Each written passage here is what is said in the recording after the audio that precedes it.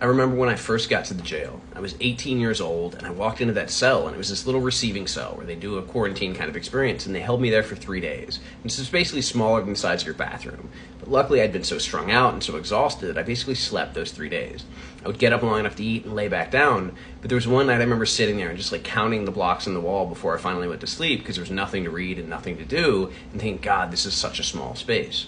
Then they moved me to a classification block, which is where they determined where you should be or what your keepaways would be. It was a dormitory-style setup, but it was actually fairly small, so it was still manageable. And finally, they moved me to a population block.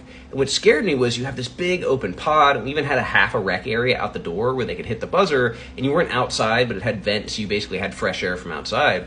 And they were like, yeah, bro, we're stuck in the cell for days, sometimes weeks at a time, because when they were short-staffed or when there was an emergency, we would be stuck in the cell. And I could not imagine the idea of being stuck in that cell for days or weeks with multiple people.